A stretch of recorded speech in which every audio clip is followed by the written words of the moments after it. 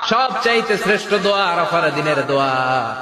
বিশ্বনবী বলেন, আরাফার দিনে একটা দোয়া আমি করি, আমার আগে সব নবীরা এই দোয়াটা করতেন। দোয়াটা হলো লা ইলাহা ইল্লাল্লাহ ওয়াহদাহু লা শারীকা লাহ লাহুল মুলকু ওয়া লাহুল হামদু ওয়া হুয়া আলা কুল্লি শাইইন কাদির।